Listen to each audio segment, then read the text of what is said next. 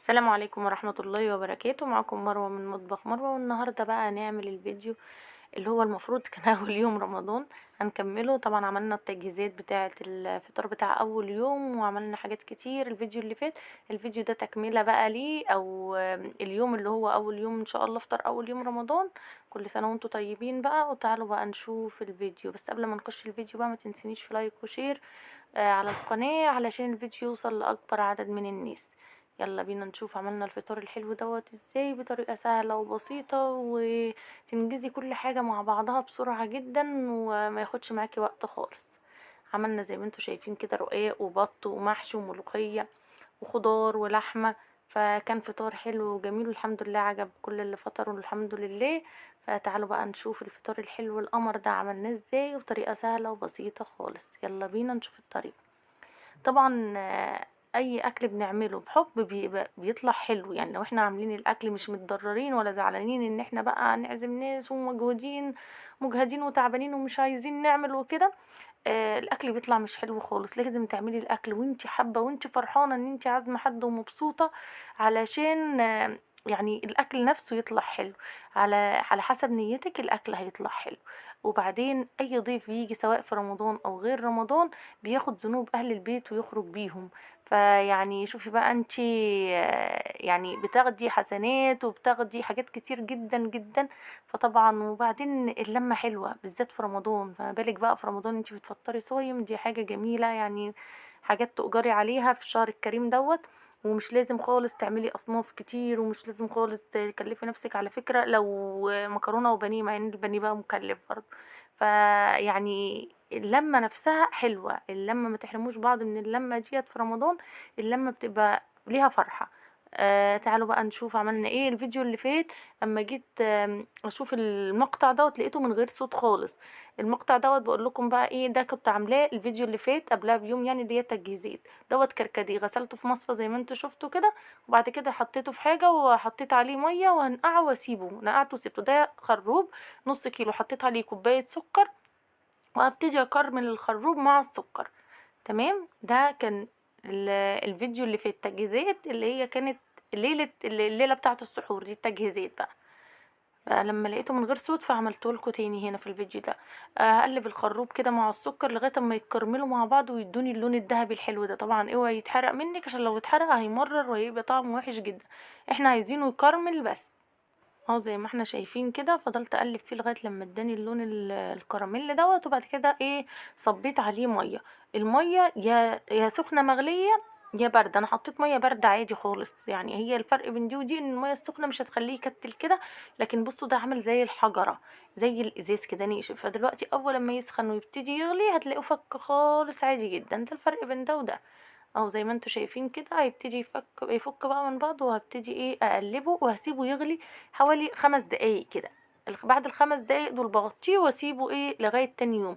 هنا بقى البلح، حطيت هنا البلح بعد ما فصصناه وغسلناه. حطيت عليه معلقتين 3 سكر كده، وحطيت عليه معلقتين جوز هند وحبة زبيب. وهقلبهم واحط لهم بقى ميه واقلبهم مع بعض وهسيبهم. طبعا تقدري تحطي بدل الميه ديت لبن. اللبن يكون ساقع مش سخن. يعني لو هو لبن بلدي تغليه وتسيبيه يبرد وبعدين تحطيه، عشان لو سخن هيهري البلح. وهقلبه كويس جدا بقى واغطيه واسيبه. طبعا بشيلهم في التلاجة. يعني البلح شيلته في التلاجة لان هيقعد لغاية تاني يوم ساعة الفطور. هنا بقى هبتدي اسلق اللحمة بتاعتي. حلة سخنة جدا على النار وهحط فيها اللحمة من غير اي مادة دهنية. انا عايزة اعمل لها صدمة تقفل المسام بتاعة اللحمة وفي نفس الوقت تديها لون كده. اللحمة بتاعتي لما بنعمل الخطوة ديت بتقبل اللحمة بتاعتي العصارة بتاعتها المية بتتحبس جوه الأنسجة بتاعتها، فبتديني لحمة طرية جدا وبتبقى بتدوب في البق. يعني الخطوة دي حلوة جدا جدا، غير ان احنا نسلق اللحمة في مية على طول. طبعا لازم الحلة تكون سخنة جدا عشان اللحمة ما تنزلش ميتها. لو نزلت ميتها خلاص هتحسي ان انتي بتاكلي كرتون كده، تحسي ان اللحمة ناشفة في بقك ومش حلوة. زي ما انتوا شايفين كده بقى هبتدي ايه اسلق اللحمة بتاعتي. افضل اقلب فيها كده لغاية لما كلها تبقى لون واحد. اول لما اللحمة كلها بقت لون واحد زي ما انتوا شايفين زودتها بقى مية مغلية. هزودها كده مية مغلية واقلبها واحط لها بقى التوابل والخضار بتاعها. حطيت لها طماطمايه وجزرايه وبصلايه، وحطيت لها ورق لوري، حبهان فلفل اسمر، وبس كده. ما بحطش ملح للحمه لان الملح بيأخر عمليه التسويه. الملح بحطه بعد ما اللحمه تبقى 3/4 سوا. اللحمه بتاعتنا دي هنسلقها 3/4 سوا عشان نحطها في الخضار. تمام. هنعمل بسلة واحطها يعني بعد ما تبقى 3/4 سوا احطها. بصوا بقى السمنة اللي احنا سيحناها مع بعض مرملة وخضرة وتحفة. بجد بجد كانت مخلية الاكل طعمه حاجة تانية خالص. هنا حطيت بقى كده معلقة سمنة كبيرة حلوة كده. وهنا كان فريك انا نقعته كده في حبة مية مغلية، يعني نقعته في مية مغلية كده. برضو من بالليل يعني. هو مش بالليل قوي، هو كنا ايه الفجر. فانا قعدت في ميه مغليه كده وايه وسبته لغايه الصبح، لغايه لما ابتديت اشتغل فيه. انا ابتديت في الاكل تاني على الساعه 7:30 كده. يعني ابتديت اشتغل فيه. فزي ما انتوا شايفين كده بقى هبتدي اشوح الفريك مع السمنه، اديت له فلفل اسمر وملح واسيبه تشويحتين كده لغايه لما ايه. هديت النار عليه وسيبته كده شويه لغايه لما لقيته تمام. هنا عندي بصلايه مفرومه، حطيت عليها ملح وفلفل اسمر ودعكتها زي ما انتوا شايفين كده حلوه قوي مع بعض. هتبل بيها البطه بتاعتي من جوه. اهو زي ما انتوا شايفين البطة طبعا قبل ما نعملها غسلتها كويس جدا، شفت فيها لو فيها اي زوايد من جوه نضفتها، دم اي حاجة نضفتها كويس جدا. ولو فيها اي ريشة اي حاجة نضفتها حلو جدا. وبعد كده جبت ملح خشن ودقيق، وابتديت على الجلد بتاعها من بره ومن تحت الاجنحة وكل الحتت دي. ابتديت ادعكها بالملح والدقيق حلو جدا جدا جدا. ومن جوه دعكتها بملح حلو، وبعد كده شطفتها كذا مرة حلو جدا. وبعد كده نقعتها بملح ودقيق وليمون. وبعد كده ايه صفيتها بقى وسبتها لغاية لما جينا نعمل لها بقى الخطوة دي. عملت لها ايه بقى، دعكتها بالبصل والفلفل الاسمر والملح كده زي ما انتوا شايفين من جوه من تحت الجلد ومن بره. وبعد كده جبت الفريك بتاعي اللي احنا عملناه. كان يا دوبك ايه، يعني حطيت له ملح وفلفل اسمر وسبته شويه لان انا كنت نقعاه، فكان يعتبر مستوي 3/4 سوا. فيا دوبك اخد كده تشويحتين على النار، وابتديت احشي بيه البطه تقدري تعملي الفريك ببصلايه كده. الاول تدبلي البصلايه بس ريحتها تطلع وتحطي الفريك وتعملي نفس الخطوات دي. بس انا ما حبيتش لان انا كده كده مدلكه البصله او مبهره البطه من جوه البصل وكده. فلا عملت الفريك ساده كده وكان طعمه تحفه جدا. زي ما انتوا شايفين كده وكتفت البطه حلو جدا. الرجل ديت تدخل هنا والرجل التانية تبقى تحتها. دي اهم حاجة عشان ما تفلتش منك والفريك يطلع منها. وحطيت القنصة في الحتة الفاضية دي بين الوركين. هنا المية كانت غليت، بصوا اهي القنصة في الحتة الفاضية بين الوركين كده حطيتها. المية كانت غليت فحطيت بقى البطة بتاعتي وهحط لها بصل وطماطم وجزر. وحطيت لها ورق لوري وحبهان وملح. البط او الفراخ بحط له الملح بتاعه عادي جدا. حطيت لها ملح وفلفل اسمر. وخلاص كده كان ده كل التوابل او البوكيه جرنيه اللي احنا حطيناه للبطه. طبعا بغلي ميه تاني عشان دول مش هيقضوها، لازم تتغطى عشان تستوي. ومن وقت للتاني كده كل نص ساعه بروح جايه قلبها على الوش التاني. يعني دلوقتي انا حطاها على ظهرها، بعد نص ساعه بقلبها على بطنها وهكذا لغايه لما استوت تماما. لغايه لما البطه بتاعتي تستوي. بنعرف ازاي البطه استوت، بنجيب سكينه او معلقه ونغرزها كده في الصدر بتاع البطه، لقيناها دخلت بسهوله يبقى كده ايه استوت. ديت المحشي بتاعنا بقى. طبعا انا حطيت اللحمه على النار وقعدت حشيت المحشي. بعد ما حطيت اللحمه على النار قعدت بقى حشيت المحشي بتاعي وخلصته البتنجان والكرنب. حشيتهم وبعد كده قمت ايه اكمل. كنت غسلت يعني قبل ما يعني بعد ما حطيت اللحمه وكده كنت غاسله البطه وسايباها تتصفى. ادي المحشي بتاعي حطينا له الشوربه بتاعته وحطيته على النار. هنا بقى الخروب اللي احنا كنا نقعينه من قبلها بيوم. صفيته كده زي ما انتم شايفين، بصوا تقيل جدا طبعا مش هعمله بالتقل ده. حطيت بقى عليه ميه تاني على اللي هو القطع الخروب ديت. حطيت لها ميه تاني زي ما انتم شايفين وهفضل ايه برضو اصفيها. طبعا قطع الخروب ديت بعد ما بتصفيها خالص لو عايزه تاكليها بتتاكل وبتبقى طعمها حلو جدا على فكره. اهو زي ما انتوا شايفين كده كان خلاص. يعني خدت بقى من الخروب كل العصاره اللي انا عايزاها. هفضي حبه هنا لان ده تقيل جدا على كده. وهبتدي بقى ايه ازوده ميه. بصوا هنا برضو زودتها ميه تاني وصفيتها. خلاص كده يعني خدت بقى كل اللي انا عايزاه من القطع بتاعه الخروب دي. خلاص كده نقصت بقى حبه واحط له ايه بقى، احط له لون او مش عارفه اسمها بودره خروب من عند العطار. يعني حلوة جدا. بصوا هنا بقيت الخروب انا مليت شفشة، والباقي دوت حطيته في كيسة وهحطه في التلاجة. اي يوم كده مستعجلة ومش عايزة اعمل عصير هطلعه ايه يفك، وعلى طول هنشرب وكده تمام. هنا بقى الخروب بتاعي احط له بصوا سنة كده على طرف المعلقة، وده اللي بيعملوه بره، يعني اللي هما بيعملوا العصاير وكده. ده اللي اسمه لون خروب، مش عارفة اسمه ايه، بودرة خروب او حاجة كده، بتخلي لونه جامد جدا. بصوا صوابعي مطرح ما فتحت الكيس بس اهو، بصوا سنة صغيرة كده على طرف المعلقة وهدوبها، هتنقل لون الخروب في حتة تانية خالص، وهتخليه طعم وشكله الخروب اللي بنشتريه من بره تماما. يعني بجد كان طعمه جميل. طبعا في الوقت دوت بتدوق السكر بقى.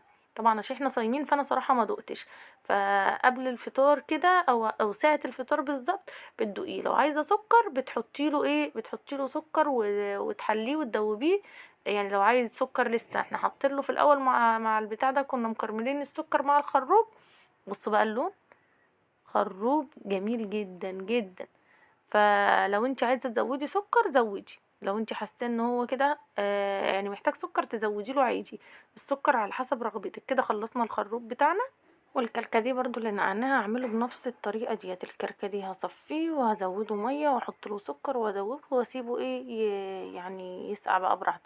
طبعا دورت على المقطع بتاع الكركديه ما لقيتوش ابدا، تقريبا اتحذف. هنا بقى اللي عملته في الاول ده كان تمر. التمر اللي عامل زي السكر ده انا مبفضلوش ومبحبوش، بس ولادي عايزينه، فحطيت كده معلقتين منه وسكر وميه ودوبتهم وخلاص. دي صوبيا، حطيت معلقتين كبار صوبيا وعليهم معلقه لبن بودر، وحطيت هنا نص الكميه ديت ميه ونصها لبن، وضربتهم في الخلاط زي ما انتوا شفتوا كده وخلاص. وده كان الصوبيا بتاعتنا، ودي كانت العصاير بتاعتنا. هنا بقى هقلل الملوخيه او هعمل الطشه بتاعه الملوخيه، بس انا بعملها في نفس الحله، مش بعمل طشه ولا حاجه. هنا حمرت توم زي ما انتوا شايفين كده. وبعد كده كان عندي شوربه في الفريزر، شوربه فراخ عشان بحب الملوخيه بشوربه الفراخ، حطيتها. وهنا برضو ديت شوربة اللحمة بتاعتي، ظبطت الملح بتاعها وحطيت للمحشي بتاعي محشي البتنجان، وهحطه بقى يستوي هو كمان. هنا بقى الرقاق بتاعي خدت حبة سمنة بلدي كده ودهنت الصينية. وهنا دي شوربة البطة بقى، بقول لكمش بصوا دسمة وجميلة وحاجة كده عظمة. هبتدي ابل الرقاق كده، الشوربة طبعا سخنة جدا، وهحط من كل. هنا ديت البطة حمرتها على الوش دوت، والوش التاني ما صورتهاش يعني وانا بحمرها على الوش ده. الوش التاني برضو دي صلصة حطيت عليها ملح وفلفل اسمر وهدهن وحبة زيت، وهدهن بيها البطة زي ما انتم شايفين، وهدخلها ايه تكمل تحمير على الوش التاني. الرقاق زي ما انتم شايفين من كل راق وراق بدهن بالله وبدهن سمنة زي ما انتم شايفين كده. البطة علشان هي عالية ما شاء الله، لو الرف بتاع الفرن الشبكة ديت عالية لغاية الشواية نزليها تحت شوية عشان تاخد لون ذهبي وحلو. يعني ما تخليهاش مقربة قوي للشواية عشان ما تتحرقش منك.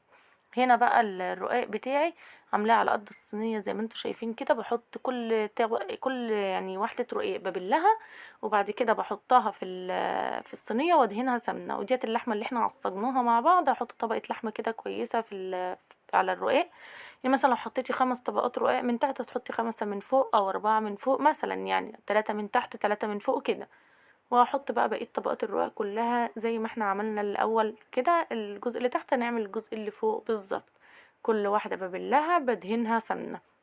والرقاق عامة ما تحطوش في الشوربة وتسيبيه كده لما يبوش، لا تبليه وتطلعيه على طول عشان ما يعجنش. زي ما انتوا شايفين كنت خلصتها كلها، اقطعها بقى. ويفضل ان انتي تسيبيها شوية ايه يعني زي ما بقول تتخ كده او تشرب من الشوربة بتاعتها. وخلاص كده دي كانت صينية الرقاق بتاعنا. بعد ما قطعتها بقى هبتدي اسقسق لها من فوق كده سمنة. طبعا الرقاق يعني سمنة بلدي بيخلي طعمه جميل جدا اهو. دي الملوخية بتاعتنا بقى بعد ما انا حطيت طبعا الشوربة وسبتها تفك على راحتها. الملوخية خرطناها طبعا وحطيتها بقى، دي ملوخية خضرا عادي خالص. وحطيتها بقى على الشوربة كده وهبتدي اقلبها. عايزة تحطي مرقة دجاج حطي زي ما انت عايزة.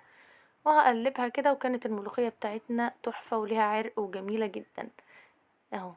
هنا بقى كنت خلاص هغرف الاكل، هغرف المحشي. عايزه اقول لكم ان المقطع بتاع الاخير اللي هو فيه السفره وهي مرصوصه، قلت لابني ايه انا كنت بغرف كده وهصور هنا. قال لي لا يا ماما انا هصور لك السفره كلها على بعضها، ما تصوريش هنا، يلا اغرفي بسرعه. روح صور. اتاري مشغل الكاميرا ومش بيصور، يعني الفيديو مش شغال. والحمد لله الاخر حاجه السفره ما اتصورتش، فقدر الله ما شاء فعل. بس انتوا شفتوا كل الطرق بتاعه الاكل عادي خالص. وان شاء الله هحاول اعمل لكم صينيه رقاق، لان هي اللي ما بانتش اكتر حاجه بعد ما استوت. في فيديوهات تانية. لكن المحشي والبط عاملاه قبل كده، والبطة كانت يعني واضحة خالص اهي ان هي دهنتها وعملتها وكل حاجة. بس يعني الحمد لله اللي هي جت على كده يعني. كان نفسي اوريلكم شكل السفرة، كانت بجد جميلة جدا. طبعا عملنا سلطة ومخلل وكده، وكان شكل العصاير حلو جدا الحمد لله. يا رب يكون الفيديو عجبكم، لو عجبكم بقى ما تنسونيش في اللايك والشير، وكل سنة